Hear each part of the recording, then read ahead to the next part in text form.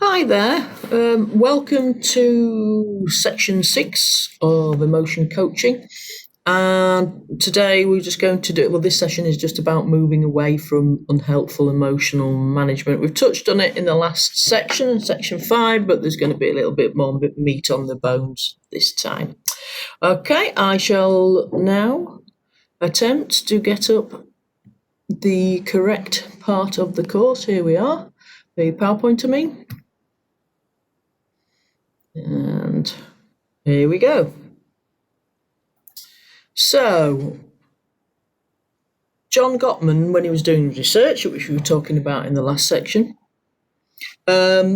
noticed the following unhelpful parenting approaches.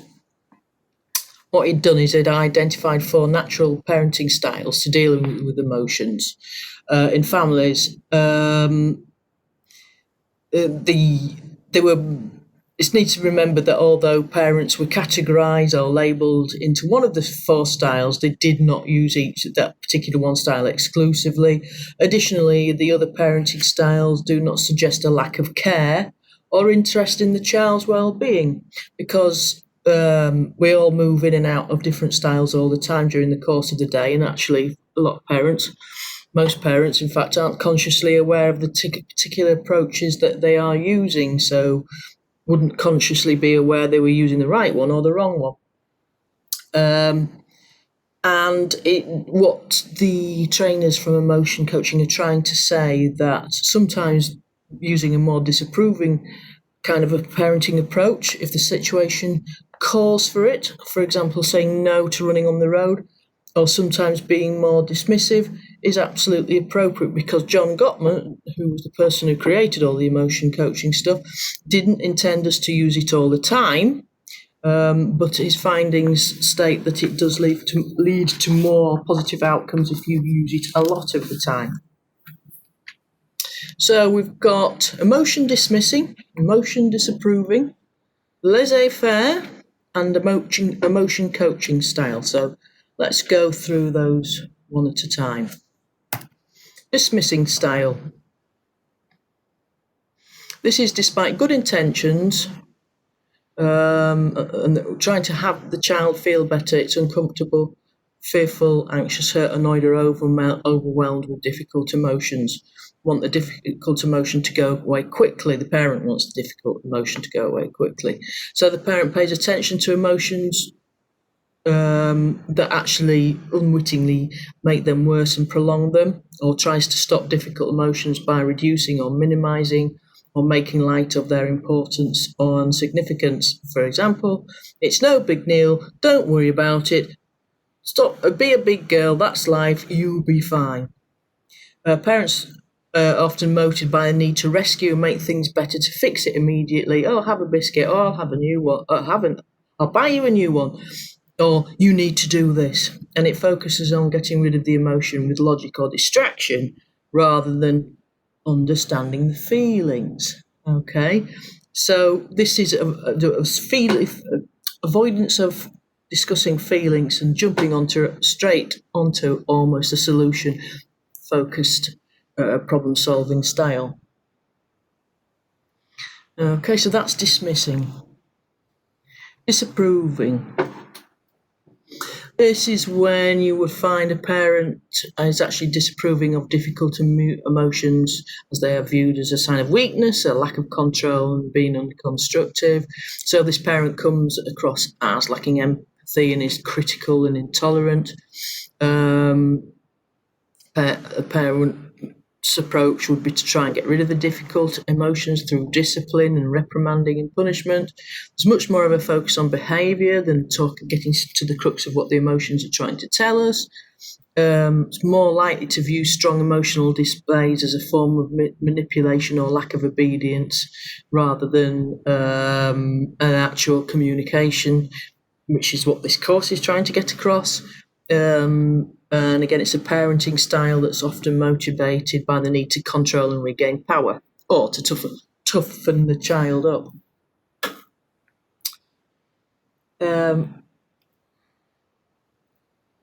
And the laissez-faire style, well, this is I think it's quite a common phrase, this actually. It's the anything goes kind of style.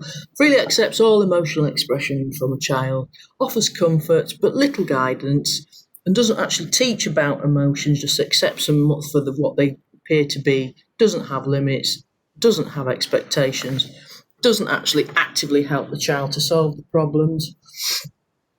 Or do sort of problem-solving activities with them, and tends to think there's little you can do about strong, difficult emotions other than just ride them out. So in terms of actual reaction to managing these situations through emotions, believes that managing difficult emotions is a matter of hydraulics. Release the emotion and the work is done. It's not quite that straightforward, is it? So the effects of these three unhelpful styles is that child in effect learns that what they feel isn't right, that their evaluation and assessment of the problem must be wrong, or they're constantly misinterpreting the problem and think it's them. So they, in effect, they learn not to trust their own ability to decision make and their own feelings, and they don't regulate because they can't learn to recognise their feelings appropriately because they're constantly told that one way or another through dismissing, disapproving, and laissez-faire that the emotions don't exist, or they're not accurate, or there's something to be ignored, which in turn leads to suppression of natural emotions, which in time can end up with quite a big build-up of difficult reactions to situations. So you get very stressed and very anxious people because of this continuing need to suppress what they're actually feeling. It's very difficult to build self-regulation through co-regulation because they haven't had a lot of co-regulation, and can actually generate more negative feelings as time goes on, such as resentment, guilt, shame, anger, and all that kind of thing. So we've got, as educators, we kind of know these kind of things anyway, but it is good to go through them. And what the emotion coaching people are trying to say is that learning to emotion coach doesn't take a long time, and actually doing it doesn't take a long time. It can be actually a matter of seconds. It's the idea of you practicing emotion coaching as an adult and practicing with your child and children, so everybody's developing those kind of skills. And remembering that when you do practice this, it's about being, which we talked about in the last section, is about feeling safe and secure in your relationship and in your environment. So it's going to work much more effectively if you've got some kind of connection and attunement with that child in the first place. So they need to learn to self-regulate and deal with emotions in themselves and others, and need to understand what the range of emotions actually feels like, and what kind of, maybe what the words are, the emotion words that describe those feelings. They need to help them understand what makes them regulate or behave, and what to do to help themselves manage their emotions effectively. So children, as we know, learn formally and informally how to respond to emotions from the adults who are in their immediate lives, who are their role models, through trial and error, repetition and copying others. The messages that dismissing, disapproving and laissez-faire styles give do not help children understand and manage their emotions effectively. What you'll notice for the rest of the sessions, just so I can avoid saying dismissing, disapproving, and laissez-faire all the time, I'm just going to use emotion dismissing as a phrase, just because it's short and quick and it kind of represents all three. Okay. So, emotion coaching style. These have actually been condensed into 4 steps by John Gottman, because he said it was actually an easier way to do things. Step 1 is often forgotten or overlooked when dealing with difficult emotional incidents. And it's only when a child is calm and their lids are back on the upstairs high-thinking brain is getting them to regulate, can they more effectively engage their social engagement system to communicate. And what are the effects of a negative responses? Well, children can't make decisions. They don't have enough sense of self to trust themselves to make decisions, and leads to suppression of emotions. Generation of more negative feelings, a build-up of anger and resentment. So step one is about actually being able to recognise the child's feelings and being able to empathise with them. It's very important to be authentic at this point as well, because children do recognise very quickly when you don't actually mean what you're saying and you're not genuine. And if that's the case, then these kind of 4 steps aren't necessarily going to be terribly effective. So step 1, recognise children's feelings and empathise with them. Step 2, validate the feelings and label them. Step 3, put your limits on behaviour if this is needed and only when they are calm. Step 4 is when we actually do some work with some problem solving, which you can provide some basic steps for. So let's just have a little look at a couple of examples to get us going, to get us thinking about emotion coaching. Let's have a look at some examples and see if they include any of the steps at all. And remember, we did talk about that, the fact that you might not need all the steps and you may well not go through all 4, and that is okay, and that actually might work much better depending on the situation you're in, and you make that judgment yourself. So let's have a look at some examples. 9-year-old Zara falls down whilst walking along in a queue and is upset and holding her knee. Now, is this an emotion coaching response or an emotion dismissing response? The adult says, "Silly girl, I told you not to run. Come on now, stand up. I don't want to see tears. You're going to make us all late." What do we think? Are they recognising the child's feelings and empathising with them? No. Did they validate their feelings at all and label them? No. Were there any limits on behaviour?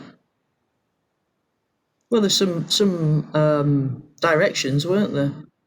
I told you not to run, but again, it's said in a kind of negative way. Was there any problem solving? Well, no, there were some orders, but no problem solving.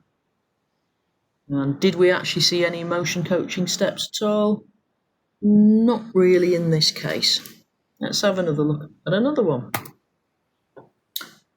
Pretam comes into school on Monday. Unusually for him, he keeps his cap on. He takes it off and 2 other pupils notice that his hair is cut and mention, "You've had a haircut." Pretam immediately puts his cap back on, leaves the classroom and goes into the toilet and remains there all morning.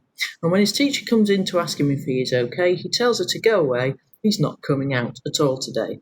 And the class teacher says to him, "Perhaps you're upset that you've had your hair cut in a way that you don't like. Don't worry, it will grow back. Come on, let's go back to class." Right, okay.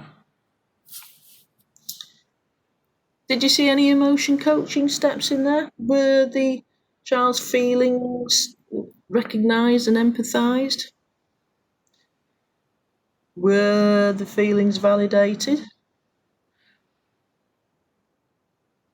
Well, I think what's quite nice about this particular example is straight away that adult has noticed and used emotional language that you're upset, and actually goes into reasons why they're upset. You've had your hair cut in a way that you don't like. So that's really good. Did they set any limits on behaviour? Well, possibly wasn't. There was some suggestion of going back into the classroom, but possibly it was a bit quick. Did they problem solve with the child? No. Well, they went straight into, "Don't worry, it will grow back. Come on, come back to class." So there was emotion dismissing there, wasn't there? Emotion dismissing and emotion coaching going on in that particular example.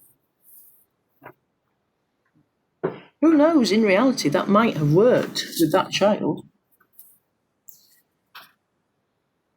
Because, like going back to the point I was making earlier, you can dot between 1, 2, 3, 4 stages, or you might just use 1 or 2.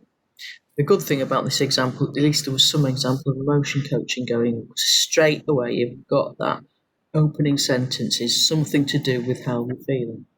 Right, let's try this one. Amy has found a frisbee on the way to school. She's excited about this and shows it to her teaching assistant. The teaching assistant says, "I'm sorry, but you can't keep that frisbee. It doesn't belong to you. Let's put it back where you found it." And again, any emotion coaching going on there? Were their feelings recognised and empathised, validated, and labelled? Were their limits set? Did they problem solve? Well, I don't think. What do you think? I mean, for me, I don't think there was an awful lot of anything much emotion coaching going on in that example. Let's try the last one. The teacher spent the first 15 minutes of the class explaining the writing task and has now asked the class to get on and start work. He notices that Jared has not started and is starting to bother other pupils. The teacher reminds Jared to start work. Jared says, "I'm not doing it." The teacher says, "Is there something about the task that is hard for you? Let's see if we can figure it out." Jared says, "Forget it, just leave me alone." The teacher says, "I can see you're annoyed and fed up, Jared. Let me make sure everyone else started. Then you and I can figure out what is the matter and see what we can do about it." Okay, so what do we think to that one? Have we got some kind of indication that there is some immediate talk about feelings?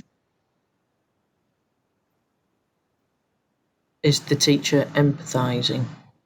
Are they validating the feelings and labelling them?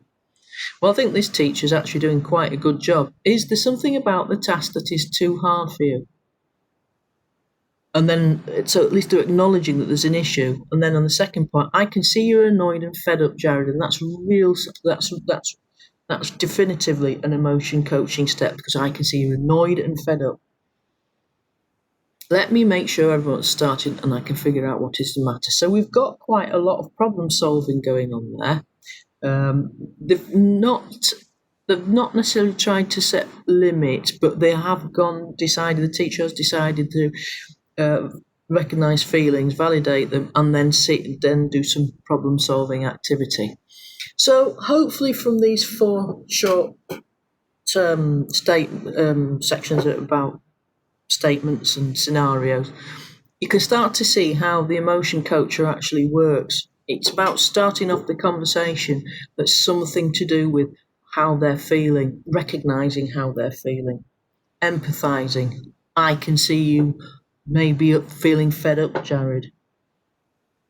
And then it works from there. If we can get the first step right at this point, this is excellent. So I hope you can see the pattern there. I hope that's clarified some of the initial phases of doing the emotion coaching for you. And we're going to wrap up now, and we're going to go on to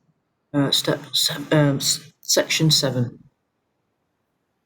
which is about meta-emotion and practitioner regulation.